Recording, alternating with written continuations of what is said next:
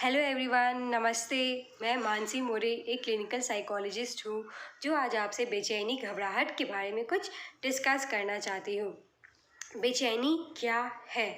बेचैनी एक भविष्य के बारे में सोच करके जो भावनाएं हमारे आती है, जो चिंता हमारे अंदर आती है, उसे हम बेचैनी कहते हैं। जैसे कि आप मान लो फ्यूचर के बारे में सोच सोच के आप परेशान हो रहे हो, जिस पे फ्यूचर में हमारा कोई कंट्रोल नहीं है। हम अभी से प्रिडिक्ट नहीं कर सकते, सोच नहीं सकते हैं कि क्या होगा। वो सोच सोच के जब हमारे अंदर बहुत ही बेचैनी जैसा महसूस प्रोड्यूस होता है, बहुत ही घबराहट जैसा महसूस होता है, वो एक बेचैनी होता है। इसके कारण हमारे बॉडी में बहुत सारे सेंसेशंस आ सकते हैं, जैसे घबराहट होना, जैसे कि चक्कर आना, पसीना आना, उल्टी होना, पेट दर्द होना, दिल धक धक होना, खाना नहीं पचना, बहुत ज़्यादा स्वेटिंग, हाथ शेक करना, बॉडी को ऐसे से मूव करना, एक जगह बैठ नहीं पाना। ये सब लक्षण, इस तरीके के बहुत सारे लक्षण होते हैं बेचैनी के। तो ये जानना है कि हम इस बेचैनी को कैसे रोक सकते हैं, कैसे कम कर सकते हैं। हम सारे बेचैनी को कम नहीं कर सकते हैं, बल्कि कुछ बेचैनी जो कि बहुत ही ज़्यादा हमारे दिनचर्या को ख़राब कर रहे हैं, हमारे सोशल लाइफ को ख़राब कर रहे हैं, हमारे ऑक्यूपेशनल, हमारे एकेडमिक, वो सब लाइफ को ख़राब कर रहे हैं, उस बेचैनी को हम धीरे धीरे कम करेंगे। तो हमारा एम रहेगा सारे बेचैनी को कम नहीं करना है, क्योंकि कुछ बेचैनी हमें हेल्प भी करते हैं। फॉर एग्ज़ाम्पल एग्ज़ाम के टाइम बेचैनी होना, वो बेचैनी हमें हेल्प करते हैं कि हमें पढ़ना है। अगर आप उसमें भी बेचैनी नहीं होगा तो बहुत कम लोग पढ़ाई कर पाएंगे अच्छी से। तो कुछ मिनिमम लेवल का बेचैनी हमें आगे बढ़ने में हेल्प करता है। तो जो बेचैनी जो हमारी दिनचर्या को ख़राब कर रहा है, उस बेचैनी को हमें कम करना है। तो इस बेचैनी को कम करने के लिए समझना है कि वो बेचैनी बहुत ही, ये आया कहाँ से है पहले वो बेचैनी। तो हमें समझना है कि कोई भी समस्या डायरेक्टली बेचैनी नहीं लेके आता है, बल्कि हम उस समस्या को किस तरीके से देख रहे हैं, परसीव कर रहे हैं, वो हमारा एटीट्यूड कैसा है उस समस्या के खिलाफ, वो हमारे बेचैनी को उत्पन्न करता है, प्रोड्यूस करता है। तो फॉर एग्ज़ाम्पल कि एक एग्ज़ाम है सपोज़, अगर आप एग्ज़ाम को बहुत ही सोचो कि मैंने एग्ज़ाम के लिए प्रिपेयर नहीं किया है, मुझे एग्ज़ाम में कुछ नहीं आएगा, एग्ज़ाम बहुत ही डिफ़िकल्ट होने वाला है, तो बेचैनी बढ़ जाएगा। और इसी सिचुएशन में अगर आप सोचो कि एग्ज़ाम बहुत ही इजी होने वाला है, आप इजीली इसके लिए प्रिपेयर्ड हो अच्छे से और ख़त्म हो जाएगा जल्दी ही, तो बेचैनी ऑटोमेटिकली कम हो जाता है। इसी फॉर अनदर एग्ज़ाम्पल कि पब्लिक स्पीकिंग है, अगर आप सोचो कि स्टेज पे आपको बोलने जाना है और आपके ऑडियंस कैसे है, अगर आपको लगे कि आपके ऑडियंस बहुत ही निगेटिवली इवैल्यूएट कर रहे हैं, आपको जज कर रहे हैं, आपके बारे में बुरा भला बोल रहे हैं, तो बेचैनी बढ़ जाएगा। और अगर आप सोचो कि आपके ऑडियंस है बहुत फ्रेंडली है, आपको आपकी बातों को सुनते हैं, समझते हैं, अप्रिशिएट करते हैं, तो बेचैनी कम हो जाता है। तो ये मैटर करता है कि हम इस समस्या को किस तरीके से देख रहे हैं, क्या सोच रहे हैं, वो हमारे विचार को लेकर आता है। तो हमें सबसे पहले जानना होगा, आपको एक डायरी में रिकॉर्ड करना होगा कि किस समस्या में आपको किस टाइप का विचार आता है और किस टाइप के बेचैनी आती है। तो सबसे पहले आप कॉलम बनाएंगे, समस्या क्या थी, क्या आप टीवी देख रहे थे, खाना बना रहे थे, सो रहे थे, काम कर रहे थे, क्या कर रहे थे।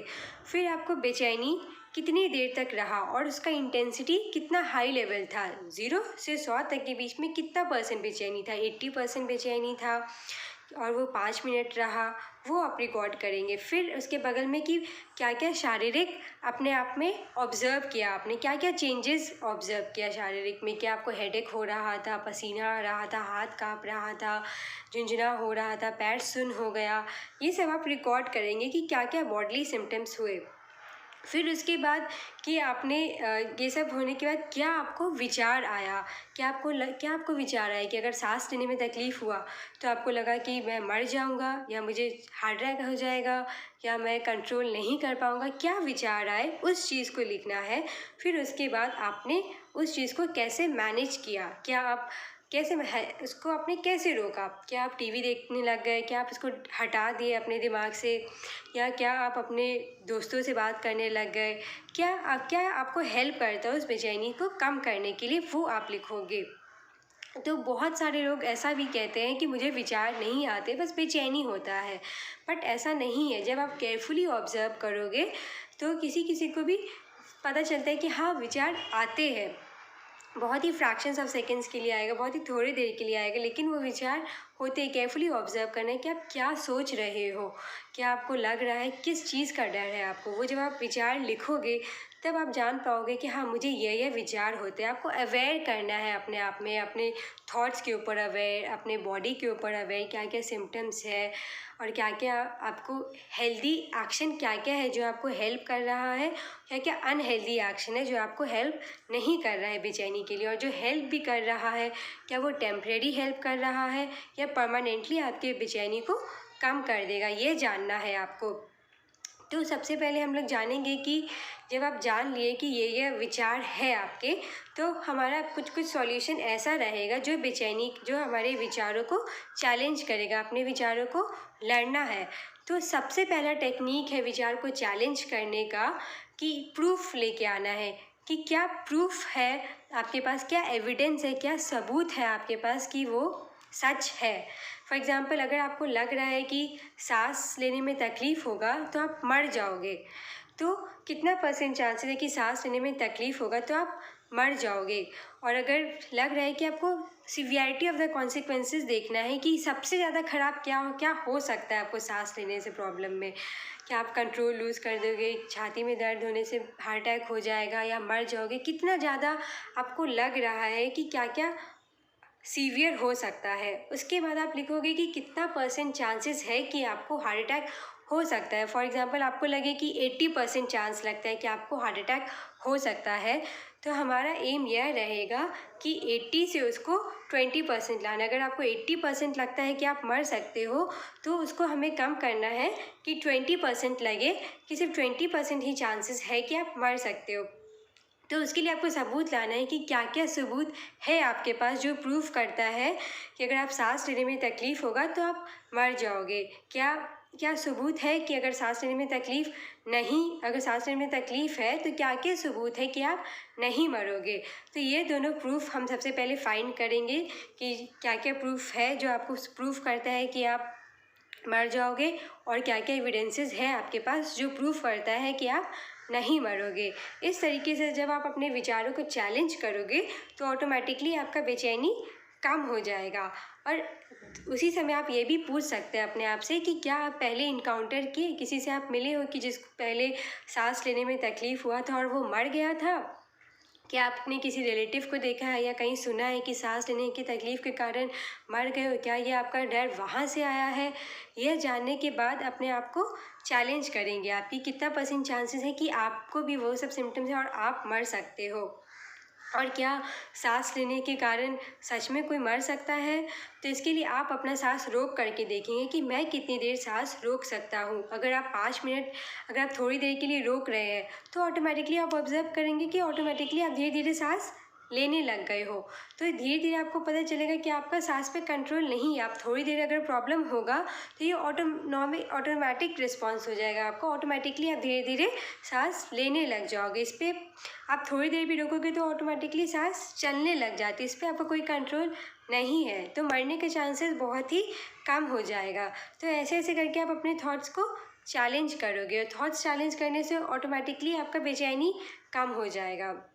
फिर दूसरा टेक्निक है कि क्या पॉजिटिव और नेगेटिव होगा। अगर आप ये विचार आ रहा है कि मैं सांस लेके मर जाऊंगा, तो क्या क्या एडवांटेजेस और डिसएडवांटेजेस है आपके पास इस विचार का सोचने का, क्या क्या फ़ायदा हो रहा है आपको इस विचार के बारे में सोचने से, और क्या क्या नुकसान हो रहा है आपको इस विचार को सोचने से। जब आप देखोगे कि आपको नुकसान बहुत सारा हो रहा है तो ऑटोमेटिकली आप इसको थर्ड टेक्निक पे जाओगे। थर्ड टेक्निक ये है कि आप अपने इस विचार को ऑल्टर करने का कोशिश करोगे।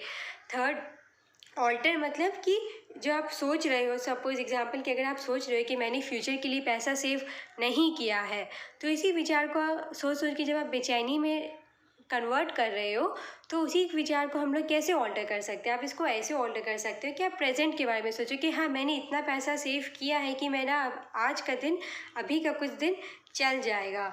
तो इसी तरीके से जब आप सोचने लग जाओगे तो बेचैनी भी धीरे धीरे कम हो जाता है। तो यही मैटर करता है कि हम अपने थॉट्स को कैसे ऑल्टर कर सकते हैं। तीसरा, चौथा है डी कैटास्ट्रोफाइजेशन। कभी कभी जब हम अपने विचारों को वर्स्ट देखते हैं कि क्या वर्स्ट सबसे ज़्यादा वर्स्ट क्या होगा मेरे साथ। अगर मैं क्लास में क्वेश्चन करूँगा तो क्या वर्स्ट होगा, क्या लोग मुझे, क्या आप सोचते हैं कि क्या वर्स्ट होगा? क्या आपको लग रहा है कि लोग मुझे बेवकूफ़ समझेंगे, स्टूपिड समझेंगे अगर मैं क्वेश्चन पुट अप करूँगा तो इसी को कैटास्ट्रोफाइजेशन कहते हैं कि जब आप वर्स्ट पॉसिबल कॉन्सिक्वेंसेस सोचते हो, जब आप अपने थॉट्स को बहुत इंपॉर्टेंस देने लग जाते हो, बहुत बड़ा बना देते हो। एक सिंपल सा चीज़ सा क्वेश्चन करना है, बट आप जब इसको भी बहुत बड़ा बना देते हो, इंपॉर्टेंस देने लग जाते हो कि लोग मुझे बेवकूफ़ समझेंगे, क्या होगा, बहुत ख़राब सा होगा, इसे कहते हैं कैटास्ट्रोफाइजेशन। तो कैटास्ट्रोफाइजेशन आप ना चाहते हुए भी कर देते हो। इसे हम उल्टा करने की कोशिश करते हैं। उल्टा में होता है ये डी कैटास्ट्रोफाइजेशन, जिसमें हम कैटास्ट्रोफाइजेशन को कम करके वापस से उस छोटी सी चीज़ को छोटा ही रहने देते हैं। इसके लिए हम क्या करते हैं कि जब और टेक्निक्स काम नहीं करता है तो हम डी कैटास्ट्रोफाइजेशन की तरफ ले के जाते हैं कि आप इमेजिन करो कि अगर मान लो कि अगर आपको सांस लेने में तकलीफ़ हो रहा है तो आप बॉडी पे अपना आप कंट्रोल नहीं कर पाओगे। तो आप इमेजिन करो कि आपको सच में सांस लेने में प्रॉब्लम हो रहा है, तो आपको क्या क्या सॉल्यूशन है आपके पास अभी, कि आप क्या क्या करोगे तो जो आपको हेल्प करेगा। क्या आप इस चीज़ के लिए प्रिपेयर हो कि आगे जाके अगर आपको सांस लेने में तकलीफ़ होगी तो आप क्या क्या करोगे जिस तरीके से ये आपको हेल्प कर देगा। जब आप इस चीज़ के लिए प्रिपेयर हो जाओगे कि अगर फिर से सांस लेने में तकलीफ़ होगी तो मैं ये करूँगा तो मेरा ऑटोमेटिकली हेल्प मिल जाएगा, तो ऑटोमेटिकली आपका थॉट ये जो बहुत बड़ा लग रहा था ये बहुत छोटा लगने लग जाएगा कि हाँ, मैं अगर आगे भी होगा तो मैं इसे डील कर सकता हूँ, ये कंट्रोलेबल है। मैं इसको बहुत ना ही बड़ा बनाए बल्कि इसको छोटा से ही समझो कि मैं इसे डील कर सकता हूँ। जो एक और टेक्निक है ये है बिहेवियरल एक्सपेरिमेंट। फॉर एग्ज़ाम्पल इसमें क्या करते हैं कि हम इस इंसान को एक्चुअल सिचुएशन में लेके जाते हैं। फॉर एग्ज़ाम्पल अगर किसी को क्लास में डर लगता है कि अगर मैं क्लास में गया मेरा बॉडी शेक करेगा, हाथ ऐसे कंपन करेगा तो सब मुझे देखेंगे और मुझे हंसेंगे, तो हम उस आदमी को हेल्प करते हैं कि आप एक बार क्लास में जाइए और ख़ुद से हाथ को शेक करिए और ऑब्ज़र्व करिए कि कितने लोग आपको देख रहे हैं, कितने लोगों के पास टाइम है कि वो अपना क्लास छोड़ के एक्चुअल में आपको ऑब्ज़र्व करें। जब वो ऑब्ज़र्व करते हैं तो उनको पता चलता है कि जो मुझे लग रहा था कि सब कोई मुझे देखेंगे, तो हार्डली कुछ लोग के पास ही टाइम मिला कि वो देखे।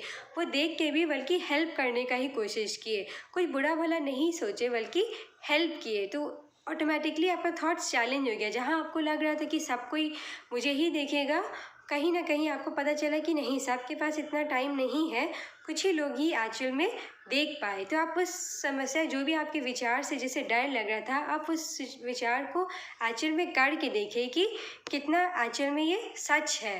तो ऑटोमेटिकली आपका जो सोच, जो आपको जो सच लगता था वो ऑटोमेटिकली सारे सोच चैलेंज होते जाएंगे, और जब सोच ऑटोमेटिकली सारे चैलेंज हो जाएंगे तो बेचैनी भी धीरे धीरे कम होते जाएगी। इस तरीके से आप करके देखिए, यह आपको ज़रूर हेल्प करेगा अपनी बेचैनी को कम करने में। अगर आपके और भी कोई सवाल है तो आप ज़रूर से प्रश्न कर सकते हैं। धन्यवाद।